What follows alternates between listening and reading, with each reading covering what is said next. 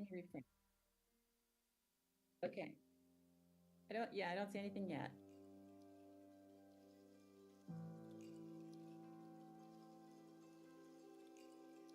Okay.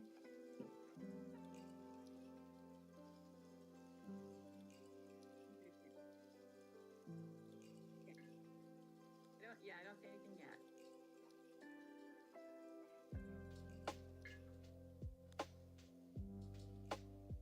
Okay.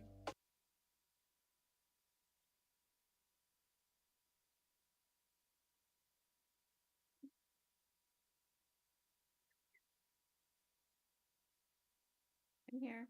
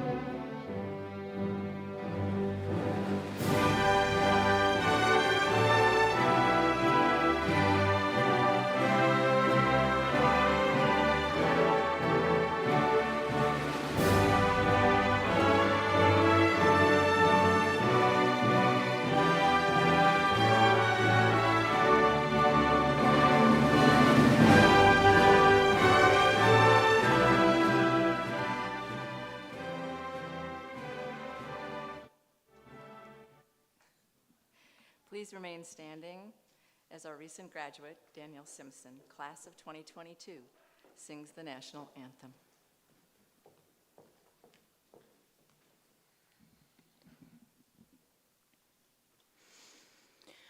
Oh, say, can you see by the dawn's early light what so proudly we hail at the twilight's last gleaming, whose whose broad stripes and bright stars through the perilous fight, o'er the ramparts we watched were so gallantly streaming, and the rocket's red glare, the bombs bursting in air, gave proof through the night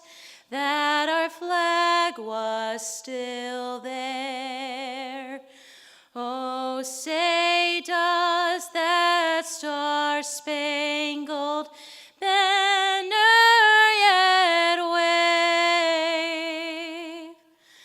o'er the land of the free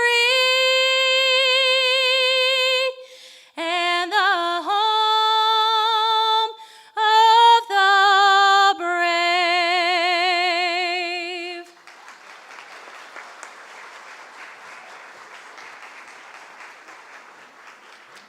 You may be seated.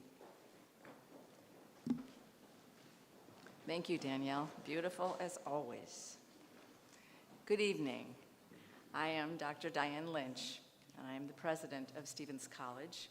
And on behalf of the faculty, the staff, and the administration, it's my great pleasure to welcome you to the commencement exercises for the Stevens College class of 2025 in our graduate and online degree programs. And now I would invite you to actually express your appreciation and excitement and celebration for the class of 2025.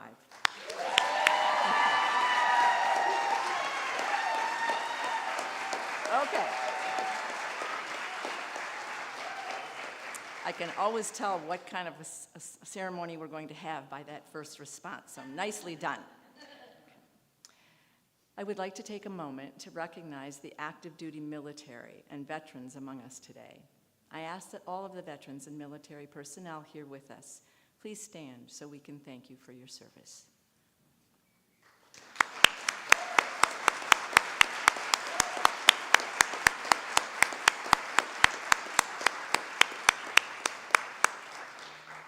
Thank you.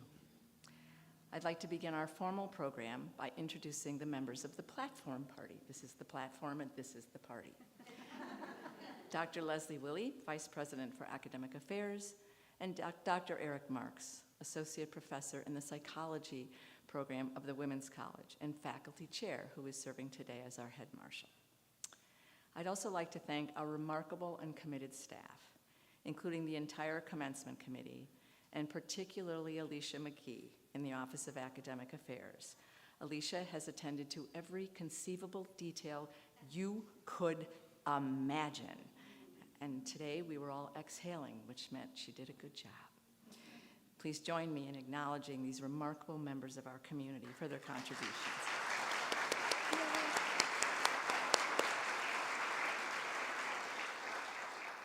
And finally, I ask that you join me in acknowledging and celebrating our families. Birth, adopted, extended, associated, and every other kind. You are the extraordinary people we know whose support and love have made it possible for these graduates to be here at this very special moment of great accomplishment in their lives. In particular, I'd like to ask all of the mothers here today to stand and allow us to thank you for your extraordinary contributions to the lives of these students on Mother's Day weekend. Yeah.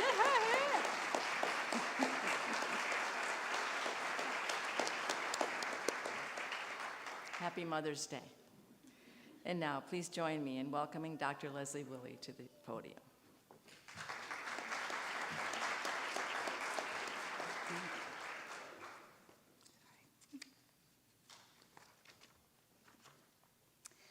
It is fitting that we honor our distinguished faculty today. The Stevens College faculty has an immense impact on the lives of students, as professors, as mentors, as advisors, and as friends. Each of our faculty has made significant contributions to the college, to their profession, and to the thousands of students they have taught over the years. Would the faculty please stand and be recognized?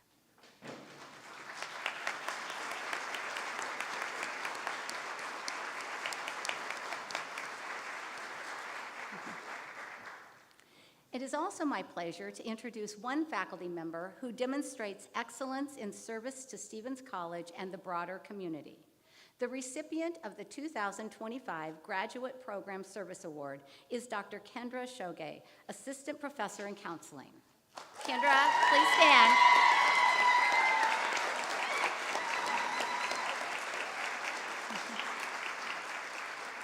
And finally, I'd like to recognize the contributions of the program directors, Dr. Roseanne Welch, Director of the MFA in Television and Screenwriting Program, and Dr. Dan Kissinger, Director of the Counseling Program. Please stand.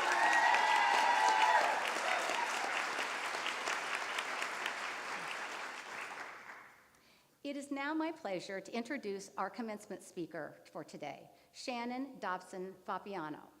Shannon is a Los Angeles-based TV writer and film professor. She is a member of the WGA, a graduate of Northwestern University, the Disney ABC Writing Program, and the Stevens College MFA in Television and Screenwriting. Her credits include writing staff positions on shows for Disney and Freeform, as well as co-writing Once Upon a Christmas Miracle, and adapting and directing I Live on Your Visits. Shannon is committed to creating greater inclusivity on the screen, and her scripts often involved neurodivergent kids, true love, and family crises, all of which come from adventures in parenting and her years as a reality TV producer. Please direct your attention to the screen and join me in welcoming Shannon Dobson Fapiano.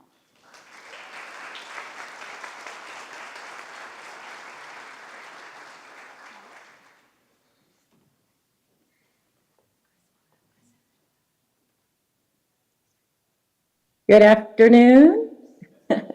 I think you're hearing me, yeah? Okay. Hi, thank you for that nice introduction. Yes, I am one of the screenwriting mentors from the soon-to-be legendary class of 2025. And I am excited for all of graduates here today, both in screenwriting and in counseling. But I'm even more excited for the world and what you are going to bring to it. As counselors, you are now poised to provide what I'm certain today's version of the world needs most: knowledge, empathy, compassionate guidance, and hope. Obviously, on a global scale, but just as urgently with individuals. And you screenwriters, well, you also have the power to heal and inspire and entertain. And this particular group of screenwriters, they have some stories to tell. For instance, Francine is tossed back in time to 1882, where she must figure out how to survive in a world where women are chattel, and the man who's keeping her draws her in more than she ever could have imagined, if you know what I mean. A Marine returns home to find his South Central LA neighborhood more dangerous than the war zones he left behind in Korea. Burglarized on his first night back, he considers declaring war on his community or using his military training to rebuild it. A young widow struggles to build a new life for herself in a small desert town where land is a living thing and must be fed. If she wants to survive, she'll have to make sacrifices. Our graduate stories are gripping, heart-wrenching, hilarious, unforgettable, and 100% original. Couple more. Biracial triplet tweens in an unconventional family must overcome their differences and work together in order to master their newly discovered superpowers. When a father dies, innocent, sheltered Elle discovers a letter that sets her on a journey to wholeness, both inside and out.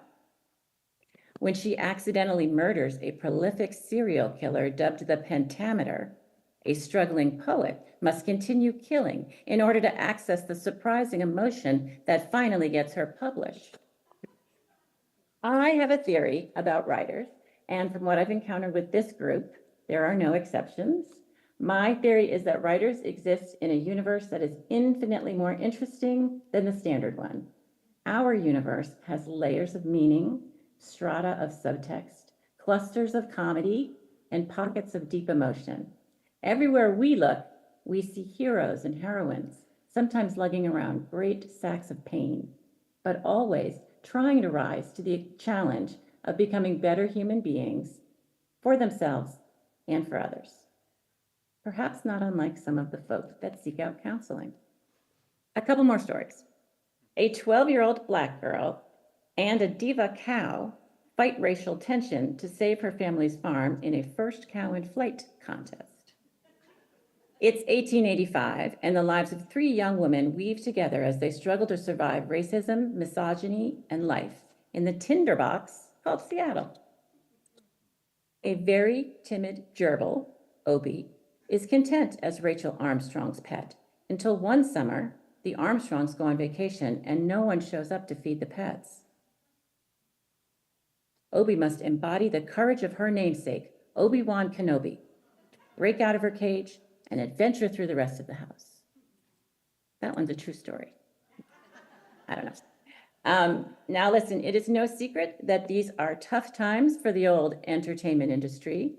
Contracting is how it's described. But as far as a moment to jump on board, believe it or not, I have good news. Because right now, actually, is an incredibly fertile time for creators like you. Studying film history taught us that the entertainment industry is cyclical. It has sputtered and limped before, but it always came back in a new incarnation that was even more productive, popular, and profitable than before. Hello talkies, hello TV, hello home video, hello streaming TV, hello narrative video games, hello limited series, hello YouTube. So, who is it that's going to be part of the incarnation of entertainment? The next peak TV decade, the next golden age of film?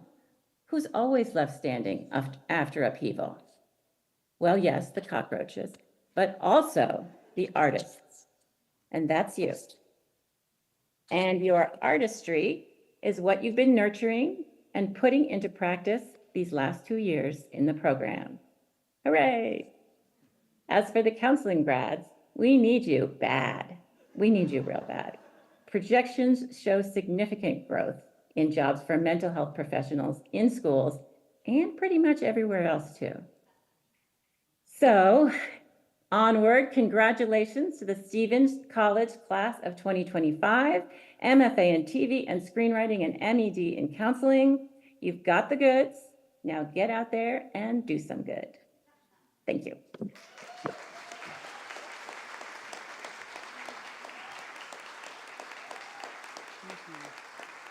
Thank you, Shannon, so much for joining us from far away. Got the goods. Now get out there and do some good. Thank you. Now, I'm pleased to introduce our class speaker, Kimberlia Kressel.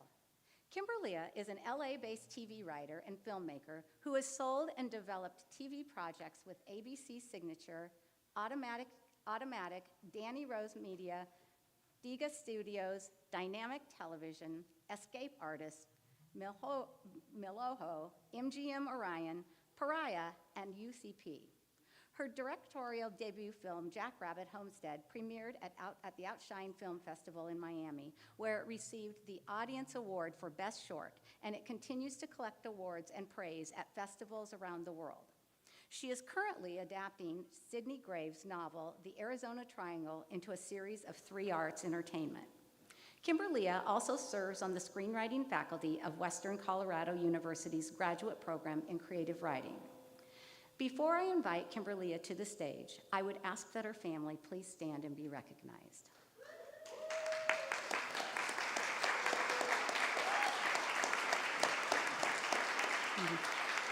Please join me in welcoming Kimberlia to the podium.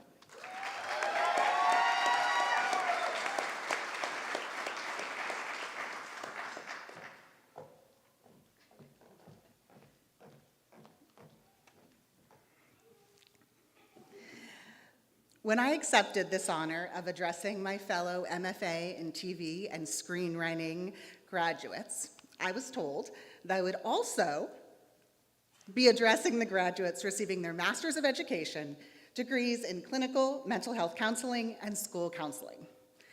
Now, this may at first blush seem like an odd pairing, screenwriters and counselors. For example, you counselors will likely move on from here to positions in schools or mental health agencies or start private practices. You'll likely have an office, you'll lunch with equally respectable colleagues, and you'll spend your days listening and helping. While those of us receiving a degree in screenwriting will soon be rewriting our scripts, crowdfunding for our next short, or side hustling until we get our big break. Our offices will be coffee shops with unlimited Wi-Fi, and lunch will be a bag of Smart Pop we snagged from Crafty between takes. We'll spend our days imagining and creating. Different paths indeed, but paths that can share a common mission. Over the course of my 2 years in this program, our world, our country, and the city of Los Angeles, where I live and we hold our residency, have faced growing threats: political, economic, environmental, existential. For many of us, these threats feel distant. The day-to-day realities of living in a war zone, or undocumented, or unhoused, or incarcerated, or without access to reproductive health care don't really impact us. We're aware of wealth inequity, systemic racism, and the climate crisis, but those are problems too big for one person to solve. Sometimes, even when the fire is literally at our door, we shut the door. We close out the reality of this threat because we fear that to acknowledge it would require us to relinquish some of the hope we need to get up every day, to finish writing our thesis, to go to work, to raise our children, to dream.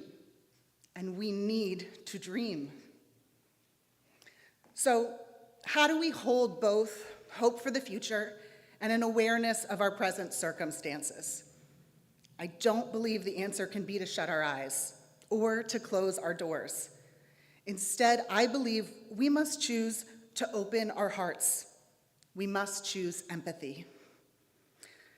Jamil Zaki, author of The War for Kindness, says that to understand empathy, we must look at how it evolved in human beings.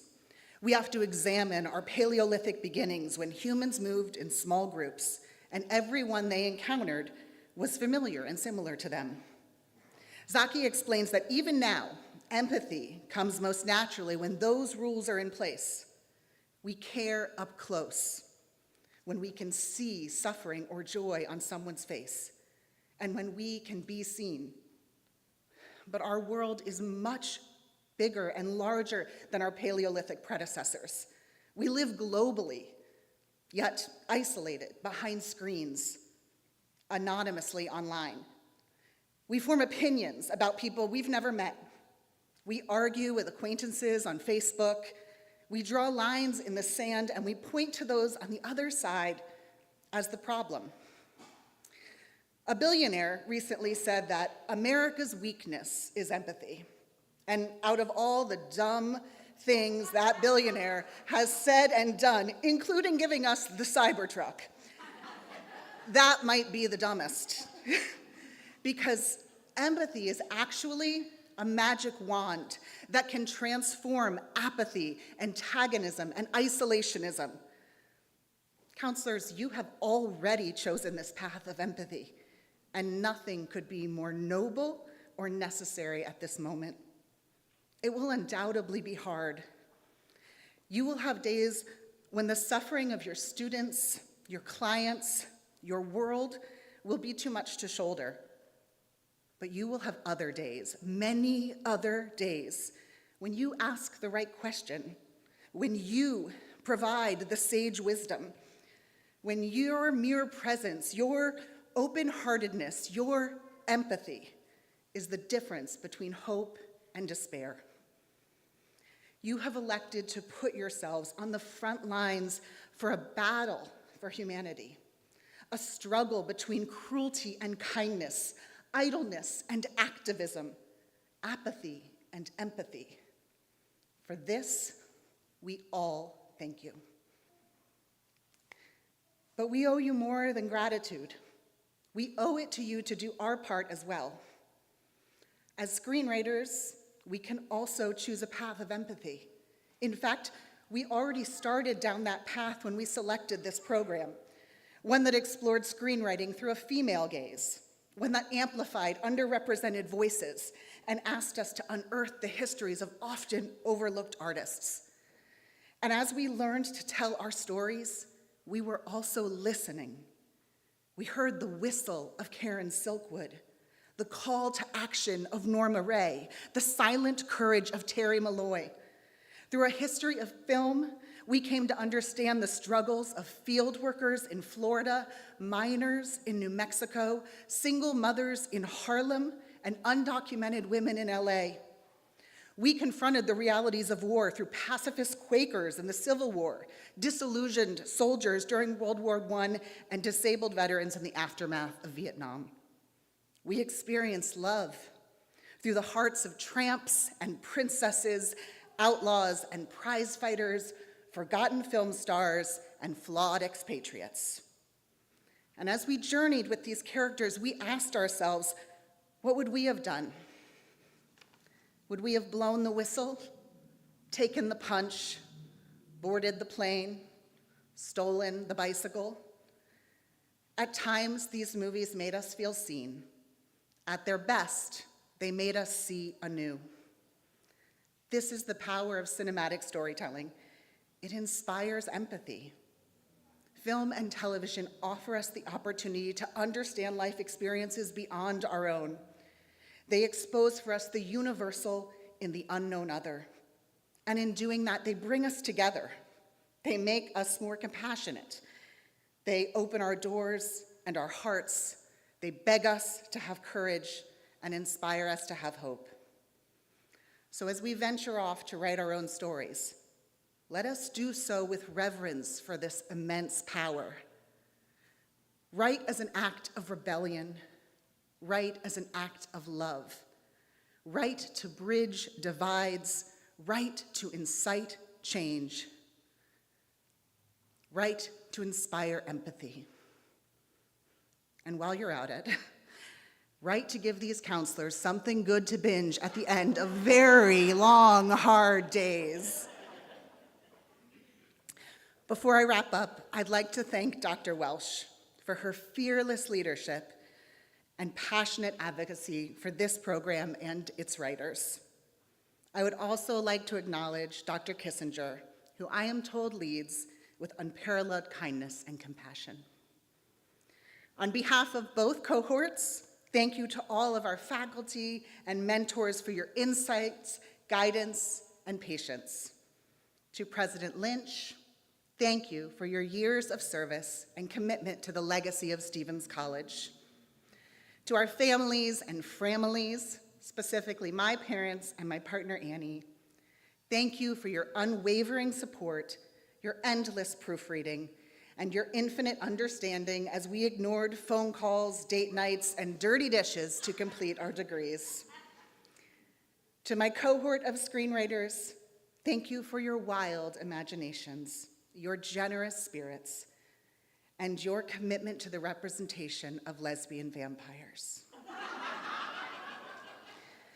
Finally, to the Stevens College graduate class of 2025, thank you for trekking this path of empathy with me. It is a comfort and an honor to journey with you by my side. Congratulations, class of 2025. In the words of Elle Woods, we did it!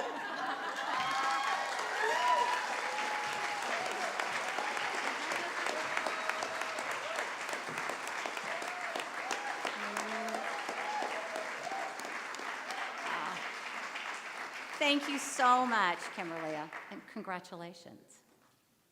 Okay, the important part. No, they stay right there for a minute, just for a little bit. It's time. As Vice President for Academic Affairs, it is my pleasure to present today's candidates for degrees. Will the candidates for Master of Education please stand and be recognized?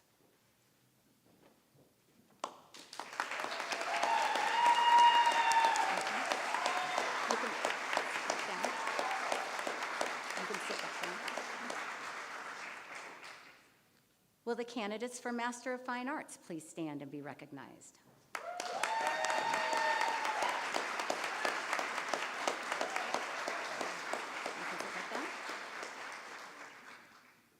Assistant Professor Jamie Grisham will announce each candidate who crosses the stage to receive a diploma.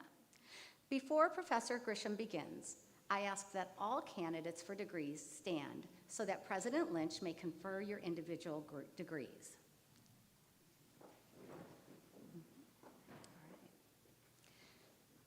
President Lynch, on behalf of the faculty, I present these candidates for conferring of degrees.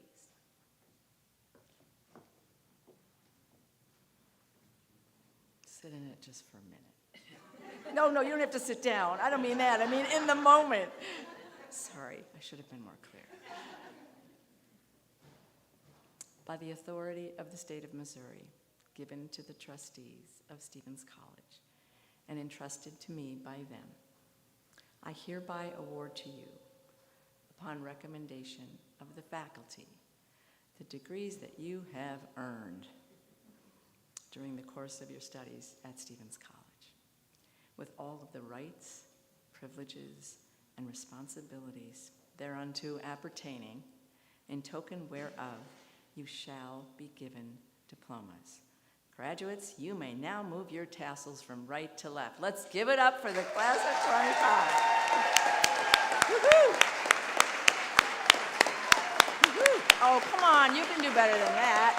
Come on, yeah. Woo-hoo! Okay, so please be seated and come to the stage as your name is called.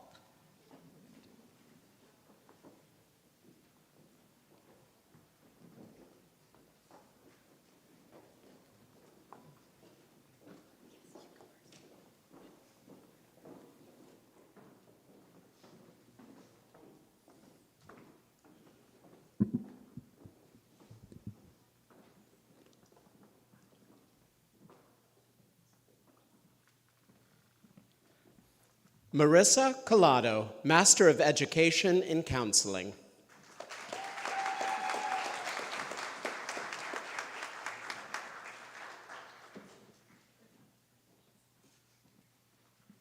Donna Gerling, Master of Education in Counseling.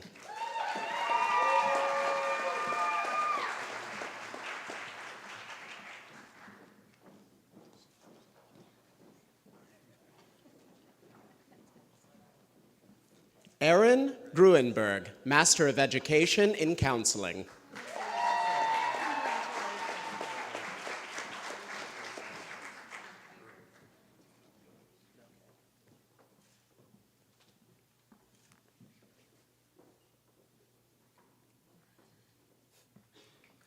Jessica Hager, Master of Education in Counseling.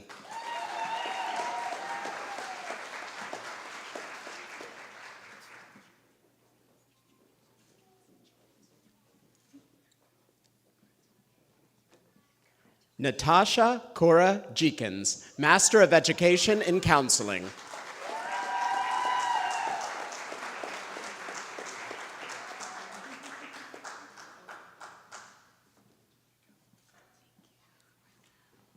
Julia Ann Maples, Master of Education in Counseling.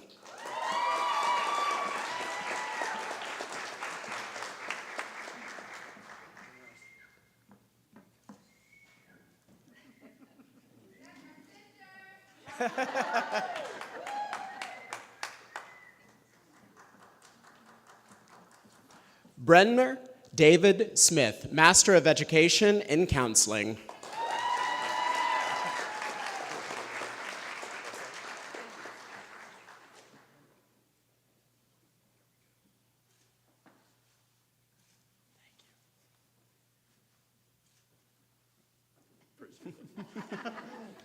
Madison Michelle Smith, Master of Education in Counseling.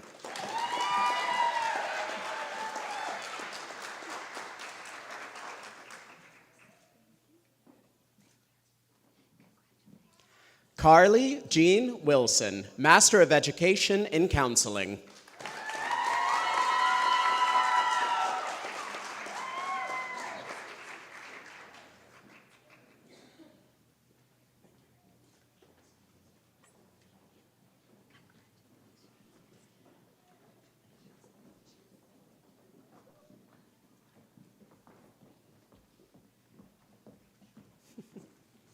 Kimberlia Abigail Kressel, Master of Fine Arts in TV and Screenwriting.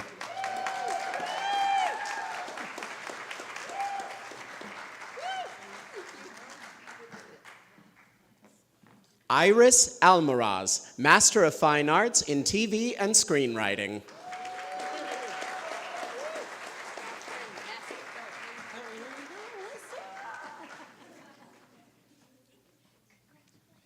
Kelly Powers Blackard, Master of Fine Arts in TV and Screenwriting.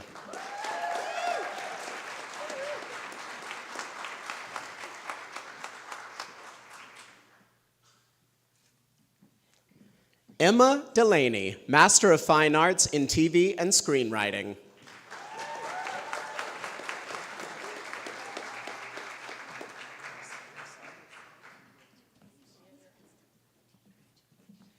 Harriet Rhea Ursel Grosvenor, Master of Fine Arts in TV and Screenwriting.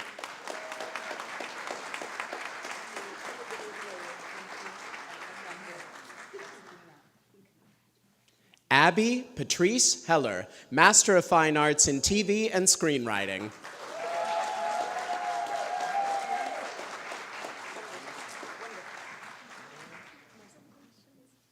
Elise Mazel Hyder, Master of Fine Arts in TV and Screenwriting.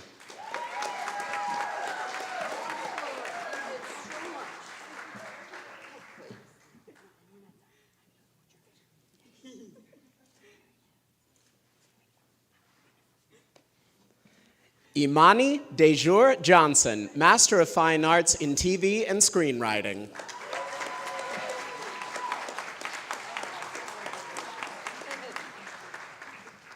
Jenny Lee Kerrigan LeBlanc, Master of Fine Arts in TV and Screenwriting.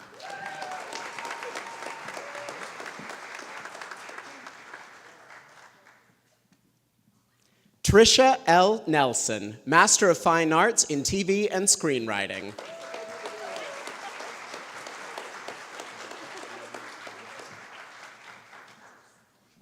Mark Ian Pomerville, Master of Fine Arts in TV and Screenwriting.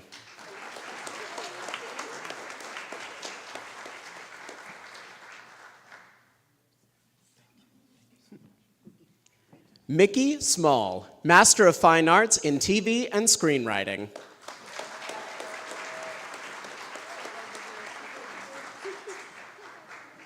Matthew Allen Sprosty, Master of Fine Arts in TV and Screenwriting.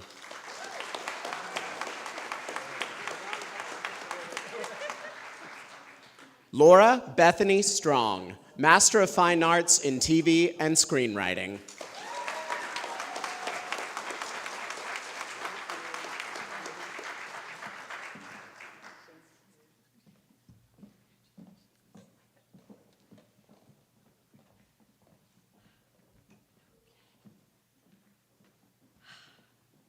Okay, everybody, please, let's really celebrate this extraordinary moment and accomplishments.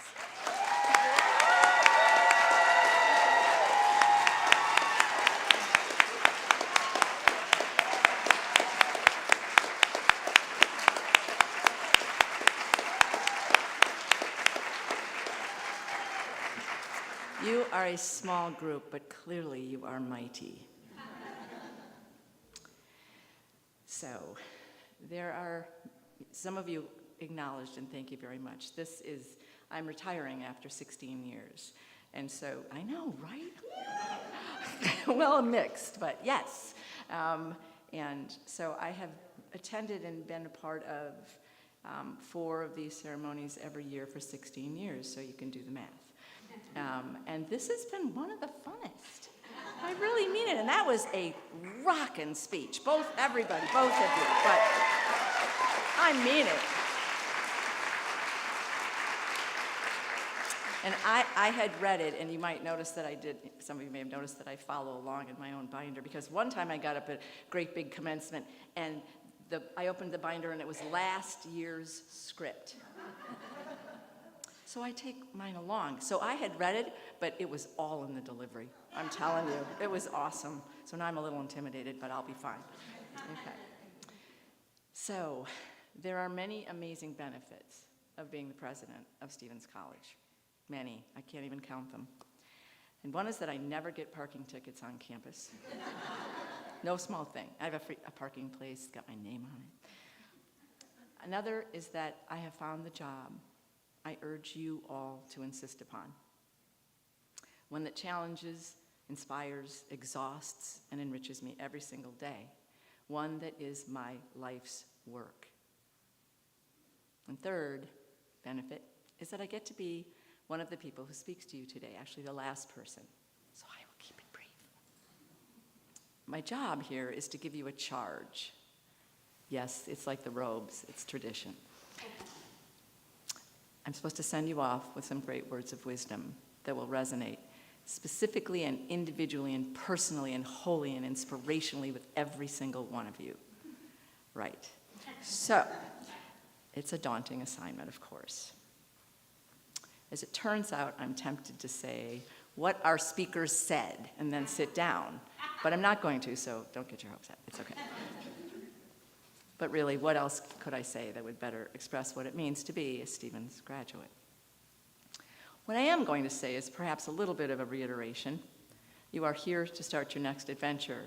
You are human beings. You know, over the years, the themes of what we talk about at commencement changes. After January 6th, there were references to it. After COVID, when we were on screen, of course, there were references to it.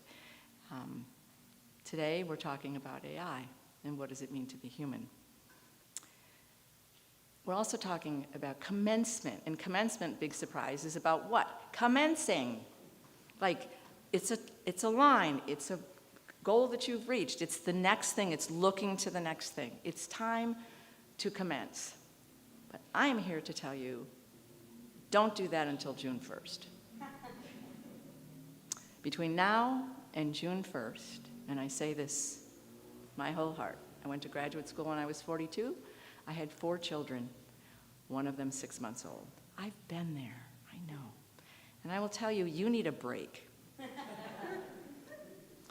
You need to exhale and to relish the fact that you will no longer startle awake. Don't tell me you don't do this. I don't believe you. Startle awake at 3 a.m. thinking, I should get up and finish that scene. Study for that exam, finish that assignment. I should recount my practicum hours again and again and again. As of this moment, I am the president of your alma mater, and I hereby give you permission to roll over and go back to sleep. From now on, right? Yes, right? It's a gift. You're so welcome, right? Because you and everybody in your lives will be better for it. The second thing you need to do during this 2 weeks, I gave you this till June 1st, right? So think about that later. But you got some time, and what I would implore you to do is to dedicate those 2 solid weeks to paying back those who love you and supported you and made your graduation here today possible. And I don't mean with gifts, although those are good, or dinners out, although those are good. I mean with attention. I mean with focus and listening and laughing at their jokes and staying off your phone whenever they're in the room. There'll be a little, I've done this before, I've said this before, and I've gotten feedback that people are a little creeped out at first, but they get used to it. And you owe them that, right? I'm pretty sure they miss you like crazy.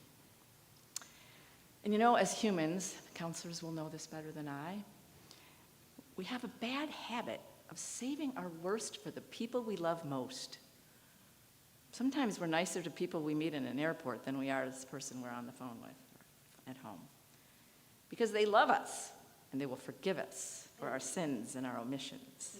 And they do. But that doesn't mean they couldn't use a little bit of tender, loving care after all your late nights online with your classmates and the times away when you went to LA for the intensive, as I call it, and those weekend afternoons writing scripts and working with clients instead of going with your loved ones to the movies. When I graduated and I got my PhD at McGill University, my daughter was 4, and she was in nursery school, and she made a book, and it was about what my mommy does. I know, she's like, oh no, it was like that. It was. That's why I do this. This is why I remind you of this. Because I got up, and the teacher called me in and she said, Annie made a book about what you do and what you like and what you care about and whatever. And there was like all these pages and it said, my mommy likes to whatever, and my mommy does whatever. And there was a box with a circle around it and a triangle, and I was like, isn't that great? It's all shapes. Yeah, it wasn't. It was a picture of me from behind with my computer screen because I was writing my dissertation and every single thing said, my mommy types. My mommy likes to type. My mommy, for fun, types. On the weekends, my mommy types. Right? And I was like, I'm writing my dissertation. But I showed it to her a couple of years ago and she was like, I remember that. And I was like, okay. So, pay attention, pay back, give it back. Instead of waking up, doing homework. 2 weeks. If you have children in your lives, get down get down there and play. Not on your phone. If you have a partner in your life, pay it back. The most valuable gift we have to give is our time and our attention. For 2 weeks, I advise you to put away your phones and make unfaltering eye contact with the people who love you. And pretty soon they'll ask you to please stop. And the last thing I would tell you is don't stop learning. I don't mean the kind of learning that happens while everything else is going on. I mean real focused on purpose. It takes time learning. It's just like exercising. You know about exercising, right? Oh, some of you look like you do. Yeah, I every time I wanted to exercise, I joined the gym, and it always cost me $300 to go once, because then I never went back. Real exercising and real learning are intentional, scheduled, and prioritized, and very critical to our emotional and physical well-being. So I've got a few ideas. You might have expected that, didn't you? Take a book with you wherever you go. You can get them small. Your Kindle, your laptop, or even better, paper. We're going to start caring so much more about the things we can touch. You watch. Do it in hard copy. Instead of getting on your phone to watch reels on Instagram or scan your messages, spend the time reading. Actually, commit to reading at least one book a month, and if you can read one, commit to 2. And I recommend you start with This Is Water. It's a book by, really, except for you maybe, the best commencement speech I've ever read or heard, by David Foster Wallace. He will remind you acutely and with great inspiration what it means to be an educated person, which is exactly what you are. Then, second, find smart people and hang around with them, which means keep in touch, because these are your peeps. And peeps are hard to find. Your faculty are also your peeps. They're smart people who are willing to talk to you and listen to you, think about your ideas and your theories about the world. And I'm going to talk about AI in a minute. And you can always start with a chatbot. But I recommend humans, smart humans who like to talk about big ideas. And again, will laugh at your jokes. I'm certain your faculty would be very happy to hear from you. And finally, cultivate, commit to, fiercely protect your humanity. It's been a few years, and we've had lots of ups and downs, and we keep talking about here in higher education that it's cheating to use AI. It's not cheating to use AI. And in this world, it's a tool that gives us an advantage in the things that we do. But AI is not original. and it didn't have your experiences, and it can't talk to your patients, and it doesn't know what it feels like to be a child. And it can feed back to you anything else that anybody's ever said about it, but it doesn't have the spark of human emotion, original thinking, and investment in humanity. We have to get ahead of, it used to be cheating to use Google, just to put this in context. When Google came out, faculty everywhere said, it's cheating to use Google because you're not going to the library and doing your own research. That's silly, right? That seems silly. Mostly because if you use Google, your sources aren't right anyway. But it's a tool, and so too is AI. But it will not and cannot replace that which is deeply human. All of the things that make me, me, and you, you. And as writers and as counselors, you are gripped by curiosity and passion and talent and dedication to the human condition and the human experience. And no AI bot, no matter how much it may sound like it cares about you, can replace that. It is your superpower. It's your superpower. And you are poised, as we heard, to take on the world and to tell your stories that nobody else can tell. I ad-libbed that, so I have to jump ahead here. So that's it.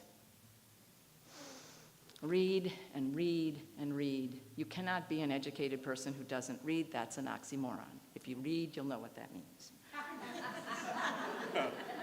Find smart people and hang out with them. Hang on to your peeps.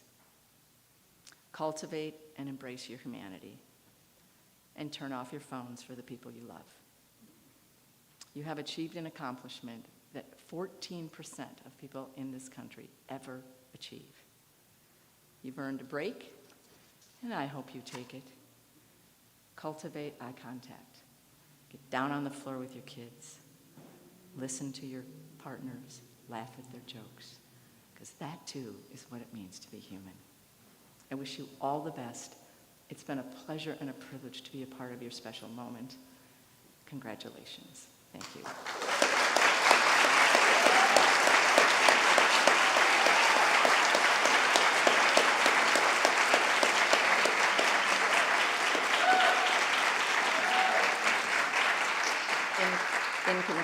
In conclusion, Danielle Simpson will lead us in singing the Stevens hymn. The words should be, I believe, on the back of the program, inside the program. And because you are now alumni of Stevens College, you have to sing it, and there will be no lip syncing. So thank you. And then I ask that the audience please remain in your seats until the students, the graduates, they're not students anymore, they're graduates. Okay, before we sing, one quick thing. Could everybody please really just one more time all together as a community for this extraordinary class celebrate and congratulate them collectively together.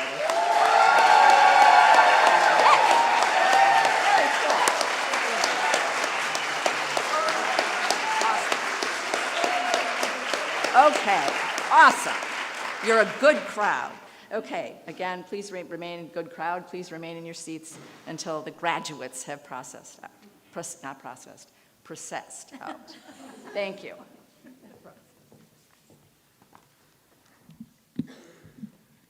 Oh, stand up. Oh, sorry for the song. I should have said that. Sorry.